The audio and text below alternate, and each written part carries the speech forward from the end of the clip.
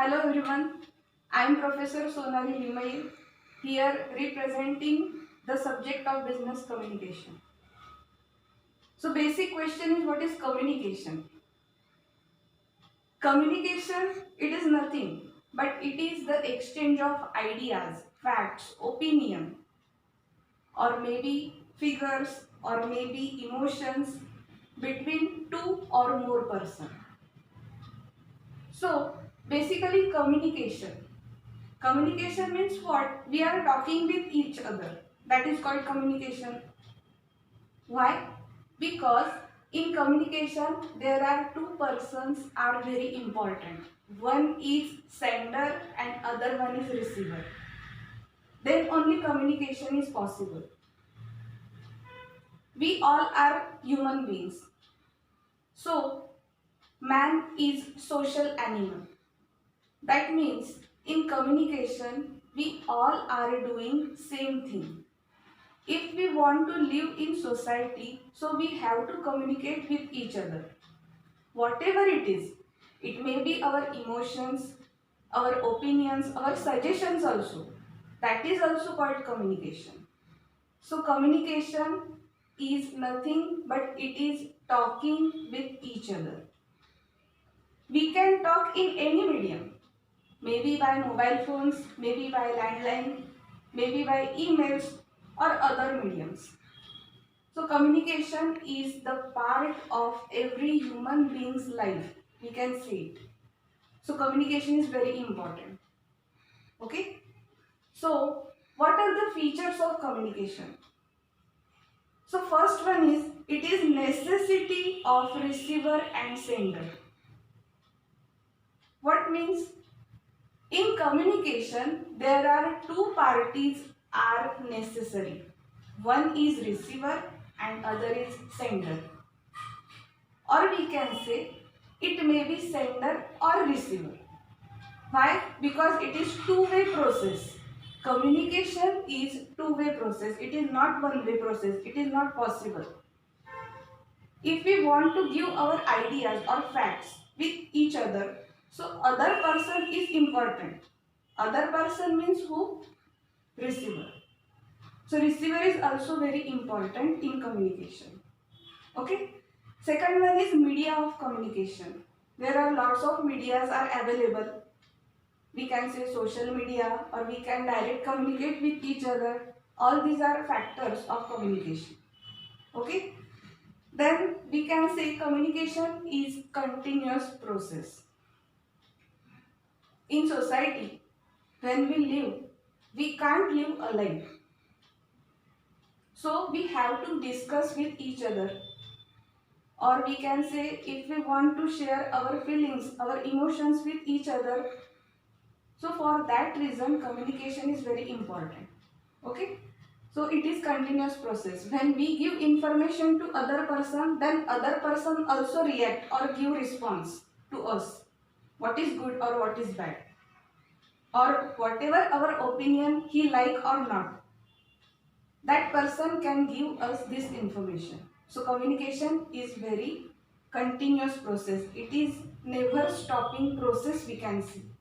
Okay. Then facts and findings. Whatever we see in market, in society or wherever, we can find all types of facts. What is true, what is real, what is false, or what is bad. All these things we can find it and we can share it with each other. So whatever we share or whatever we get information, that we can say it is fact. It is true. So in communication process, facts and findings are very important. Whatever we share, that is also information, but that information is correct or not, that is called fact or finding. Okay. And last one is understandable information. Communication. In communication, there is the information, whatever we give, that is understandable to each other. What is that? That means whatever we give our information to receiver, receiver have to know what we want to share. If that is completed, then our communication process will be completed. Okay, so our information or whatever we want to give others, that is understandable to each other, then only communication will be successful and will be possible. Okay, so when we move on next step, what are the elements, or we can say the components of communication, or we can say parts of communication? What are the parts for communication, for successful communication, we can see? Okay, so first one is communicator. Communicator is who? Communicator is sender. Whatever facts or whatever ideas in my mind, I want to share with other person. So who I am? I am receiver. I am sender. I want to send my information to other person. Okay. Then second one is receiver. Receiver who? Who wants to get information. Receiver may be one person or maybe more than two person. When they want to get information, sender will give them information. Okay, so sender and receiver, both parts are very important in communication process. Okay, so next part is message. What message we want to give? So in message we can say that may be information, that may be fact or opinion or ideas, or maybe creative or innovative knowledge also we can share. If we are doing some business, so whatever innovations, whatever ideas comes in my mind, I will share with my colleagues, with my subordinates. Why? Because my innovative ideas, if they like, they will implement and my business will be successful. That may be quite possible. Okay, so for that reason, message is very important. The next part is encoding. Okay, so what is encoding? Basically, it is the actual content of communicator. That means actual content is what is in my mind, what is in the sender's mind, what he want to give information. That is called encoding. It may be symbol or maybe sign or maybe action also. Okay, so that may be verbal or non-verbal. Again, if we want to take some action, that we can see it.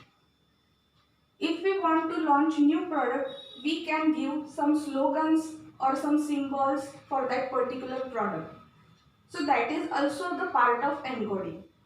Whatever is sender's mind, that is called encoding. Okay. The next one is decoding. What receiver get? What receiver get idea from that particular encoding? What symbol or whatever information we get, that will be understandable by receiver, and then he can take meaning of that particular thing. Okay, so that is called decoding. So decoding is part of receiver. What receiver think about sender's message, what he take meaning of that particular information, that is called decoding. Okay. The next one is ideas. Ideas means what? What comes in my mind. It may be within box or it may be out of box. What idea comes in my mind? As a receiver, whatever sender give me information, I will understand it and I take meaning. That is okay. But after that, what idea comes in my mind? That is very important. Why? Because this idea will be converted into the next part, that is called response or feedback. Why? Because it is two-way process, not one way.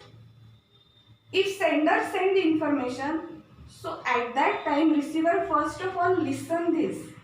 After listening, he take meaning and then after he reply. may be positive or negative. It depends on the receiver's mindset. But for that reason, ideas are very important.